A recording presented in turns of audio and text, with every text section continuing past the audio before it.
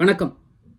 UPSC prelims ஆகட்டும், group 1 prelims ஆகட்டும், last 30 நாள் ஸ்ட்ராட்டஜி என்னவாக இருக்க வேண்டும்? சரிங்களா?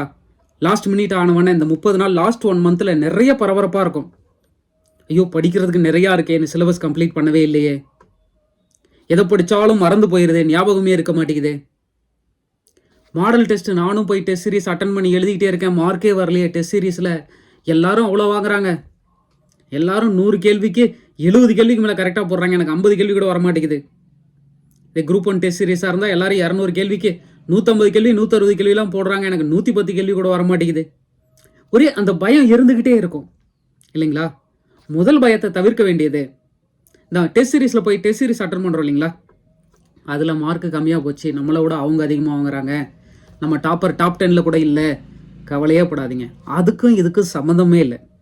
டெஸ்ட் சீரிஸ் அப்படிங்கிறது நம்ம எந்த ஏரியாவில் வீக்காக இருக்கோம் அப்படின்னு ஐடென்டிஃபை பண்ணிக்கக்கூடிய ஒரு ஆப்ஷன். ஸோ டெஸ்ட் சீரிஸ் நீங்கள் அட்டன் பண்ணுறீங்க, மார்க் கம்மியாக வாங்குறீங்கன்னா எந்த ஏரியாவில் வீக்காக இருக்கும் அப்படின்னு தெரிஞ்சு வச்சுக்கோங்க.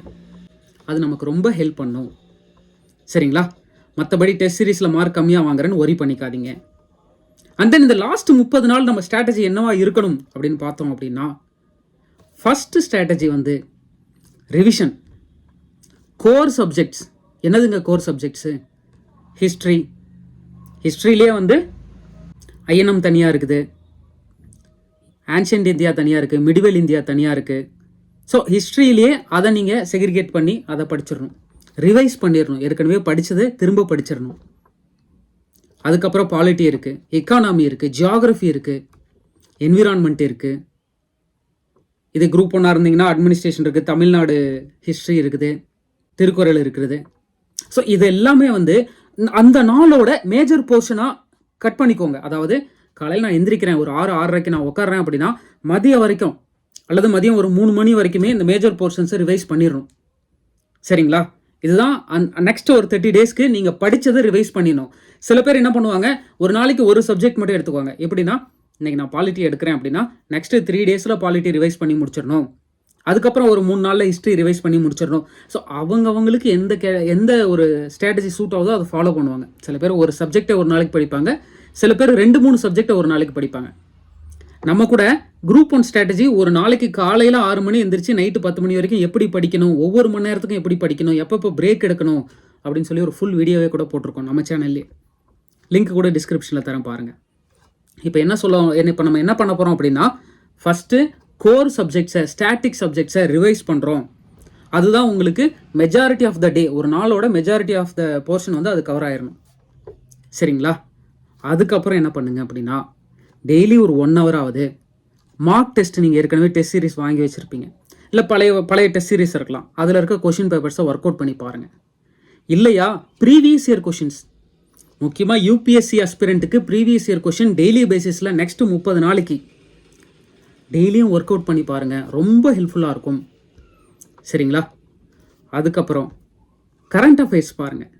கரண்ட் அஃபேர்ஸ் இதுக்கு மேலே லாஸ்ட் ஒரு 30 டேஸ்க்கு இப்போது இன்னைய டேட்டுக்கான கரண்ட் அஃபேர்ஸை ஒரு மணி நேரம் நீங்கள் ஸ்பெண்ட் பண்ணி பார்க்குறீங்க அப்படின்னா யூஸ்ஃபுல்லாக இருக்காது. ஒரு 10 நிமிஷம் இன்றைக்கி என்ன இம்பார்ட்டன்ட் கரண்ட் அஃபேர்ஸ்னு பார்த்துட்டு லாஸ்ட் 12 மாதம் லாஸ்ட் 1 year கரண்ட் அஃபேர்ஸை, கம்பைலேஷன்ஸ் கண்டிப்பாக அவைலபிளாக இருக்குது இன்டர்நெட்லேயே, அதை எடுத்து வச்சுக்கோங்க. அந்த கம்பைலேஷன்ஸை ரிவைஸ் பண்ணுங்கள், கோத்ரூ பண்ணுங்கள், வேகமாக ஓட்டி விடுங்க. டெய்லியும் 1 hour கரண்ட் அஃபேர்ஸ்க்குனே எடுத்து வச்சுக்கோங்க. டெய்லியும் வேகமாக பார்த்துட்டே வாங்க. மேக்ஸு ரொம்ப முக்கியம். சிசாட் குரூப் 1 ஸ்டூடெண்ட்டாக இருந்தால் மேக்ஸ் ஆப்டிடியூடு, யூபிஎஸ்சி ஸ்டூடெண்ட்டாக இருந்தால் சிசாட் ரொம்ப முக்கியம். ஸோ டெய்லியும் ஒரு 2 hour ஆகுது மேக்ஸு ஒர்க் அவுட் பண்ணி பாருங்கள். சரிங்களா? நெக்ஸ்ட் ஒரு 30 நாளைக்கு இதை நீங்கள் பண்ணியே ஆகணும். மேக்ஸை விட்டுட்டு நீங்கள் பாஸ் பண்ணணும்னு நினச்சிங்கன்னா கண்டிப்பாக முடியாது, உங்களுக்கே தெரியும். சரிங்களா? அதனால் மேக்ஸு நெக்ஸ்ட்டு 30 டேஸ் நீங்கள் ஒர்க் அவுட் பண்ணி பார்த்தே ஆகணும். அதுக்கப்புறம் புதுசாக எதுவும் படிக்காதீங்க. நெக்ஸ்ட்டு 30 நாளுங்கிறது கோல்டன் ஹவர்ஸ் மாதிரி. சரிங்களா? நம்ம கிளியர் பண்ணுறோம், கிளியர் பண்ணாமல் போகிறோம் அப்படிங்கிற அந்த ஏரியா, அந்த பார்டர் லைனில் நம்ம நின்றுட்டுருப்போம். சரிங்களா? இந்த டைமில் நம்ம கான்ஃபிடெண்ட்டாக இருக்கணும் அப்படின்னா ஏற்கனவே படித்ததை ரிவைஸ் பண்ணணுமே தவிர புதுசாக ஆட் பண்ணக்கூடாது. தயவு செஞ்சு ஞாபகம் வச்சுக்கோங்க. நிறையா படிச்சுக்கிட்டே இருக்காதிங்க. நான் இன்னும் சிலபஸ் கம்ப்ளீட் பண்ணலையேன்னு நான் 3வது வாரம் வரைக்கும் முடிச்சுட்டு லாஸ்ட் ஒரு வாரத்தில் எல்லாத்தையும் ரிவைஸ் பண்ணோம்னா கண்டிப்பாக முடியாது. லாஸ்ட் 1 வீக்கில் என்டையர் சப்ஜெக்ட்டுமே என்டையர் சிலபஸுமே ரிவைஸ் பண்ணோம்னா கண்டிப்பாக முடியாது. இப்போலேருந்தே ரிவிஷன் ஸ்டார்ட் ஆகிக்கிட்டே இருக்கணும். பேரலாக ஒரு நாளைக்கு ஒரு 1/2 hour வேணால் நீங்கள் ஒதுக்கி புதுசாக எதுவும் படிக்கலை, நான் படித்தே ஆகணும்னு உங்கள் மைண்டு சொல்லிக்கிட்டே இருக்குதுன்னா அந்த 1/2 hour தான். சரிங்களா? அது நீங்கள் புதுசாக ஏதாவது படிக்கலை அப்படின்னா அதை மட்டும் நீங்கள் எடுத்து வச்சு பார்க்கலாம். இதுதான் உங்களோட லாஸ்ட் 1 month ஸ்ட்ராட்டஜியாக இருக்கணும். முக்கியமாக எக்ஸாமுங்கிறது அந்த 3 மணி நேரம் அந்த மைண்டை செட் பண்ணுறதுக்காக ஒரு 2 மார்க் டெஸ்ட்டாவது எங்கேயாவது அட்டன் பண்ணிடுங்க. ஏதாவது கண்டிப்பாக எக்ஸாம் பக்கத்தில் வரும்போது நிறைய இன்ஸ்டியூட்ஸில் ஃப்ரீ மார்க் டெஸ்ட் போடுறாங்க. சரிங்களா? அவங்க ஒரு சென்டரில் போடுவாங்க. அங்கே போயிட்டு எக்ஸாம் லைக் சுச்சுவேஷனில் உட்காந்து நீங்கள் அட்டன் பண்ணி பாருங்கள். இல்லை நான் ரொம்ப ரிமோட் ஏரியாவிலேருந்து வரேன், ஒரு வில்லேஜ்லேருந்து வரேன், எனக்கு அதுக்கான வாய்ப்பு இல்லை, மார்க் டெஸ்ட் எழுதுறதுக்கான வாய்ப்பு இல்லை அப்படின்னா ஆன்லைனில் கொஷின் பேப்பர்ஸ் அவைலபிள். சரிங்களா? யூபிஎஸ்சி ஆகட்டும், டிஎன்பிஎஸ்சி குரூப் 1 ஆகட்டும், ஆன்லைனில் கொஷின் பேப்பர்ஸ் அவைலபிள், டெலகிராமில் அவைலபிள், நிறைய சைட்ஸில் கிடைக்குது. டவுன்லோட் பண்ணி வச்சுக்கோங்க. போயிட்டு உங்கள் ஏரியாவிலே ஒரு அமைதியான இடத்துல, உங்கள் வீட்டில் வேண்டாம், இல்லை உங்கள் வீட்டில் தான் எழுத முடியும் அப்படின்னா உங்கள் வீட்லேயே ஒரு அந்த எக்ஸாமுக்கான டைம், இப்போ யூபிஎஸ்சி அப்படின்னா 2 மணி நேரம் உட்காரணும் ஜென்ரல் ஸ்டடீஸ்க்கு. அதே வந்து குரூப் 1 அப்படின்னா 3 hours உட்காரணும். அந்த 3 மணி நேரம் யாரும் உங்களை டிஸ்டர்ப் பண்ணக்கூடாது. அதனால தான் வீட்டில் வேணாம் அப்படின்றேன். அப்படி நீங்கள் வீட்டிலேயே எழுதுகிற மாதிரி இருந்தாலும் வீட்டில் இருக்கவங்கள்ட்ட ப்ராப்பராக இன்ஃபார்ம் பண்ணிட்டு நெக்ஸ்ட் ஒரு 3 hours என்னை டிஸ்டர்ப் பண்ணாதீங்க அப்படிங்கிற மாதிரி சொல்லிவிட்டு நீங்கள் தனியாக ஒரு இடத்துல உட்காந்து ப்ராப்பராக அந்த மார்க் எக்ஸாம் அட்டன் பண்ணி பாருங்கள்.